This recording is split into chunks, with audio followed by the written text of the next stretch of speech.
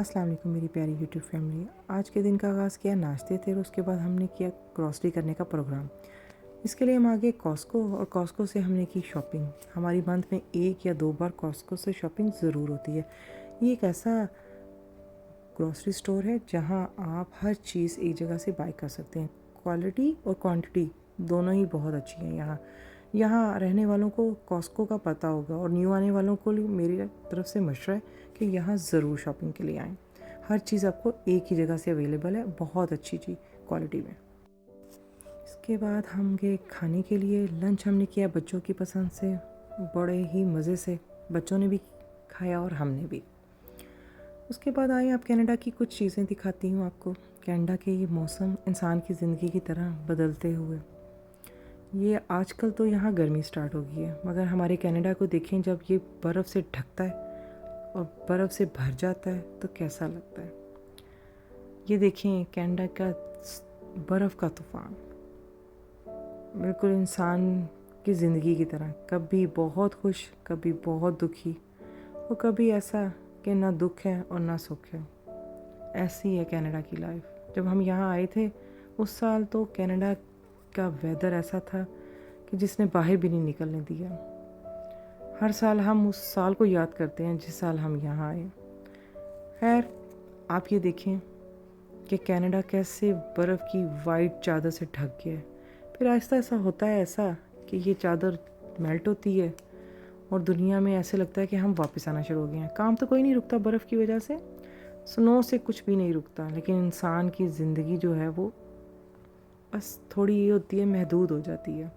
काम, मिलना, हर चीज़ हमारी डिपेंड करती है। अच्छा मौसम आएगा तो ऐसा करेंगे, उसके बाद फिर आहिस्ता आहिस्ता बारिश और फिर मौसम चेंज होना, और होते होते ये सब कुछ ख़त्म हो जाता है और बहुत ही अच्छी मज़े का एक नया मौसम कनाडा का।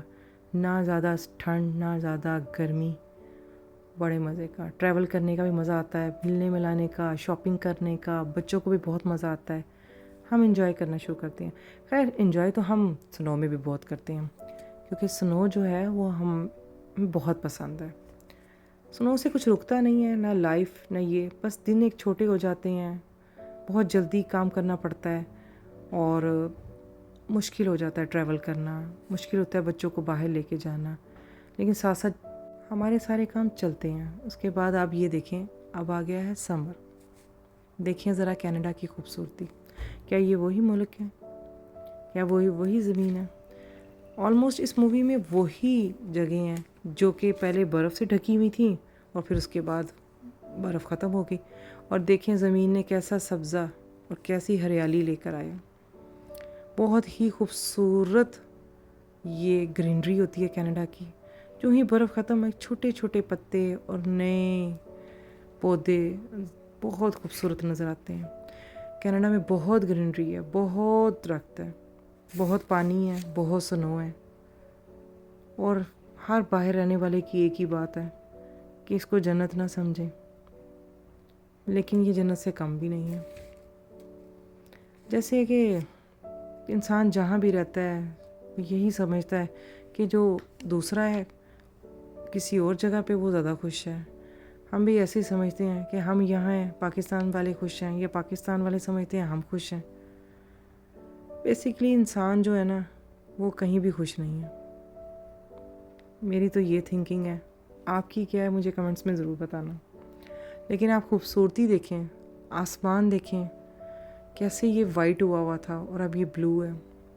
बहुत ही खूबसूरत मंज़र आप देखेंगे कनाडा में जब आती है गर्मी, बहुत अच्छी।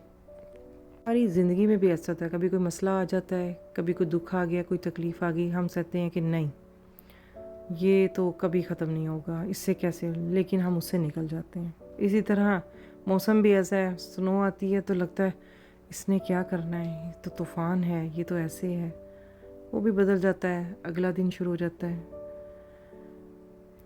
मैंने आपसे आज इतनी ज़्यादा बातें तो नहीं की, लेकिन ये ज़रूर बताया कि कनाडा के मौसम कैसे हैं, हम यहाँ कैसे ज़िंदगी गुजारते हैं।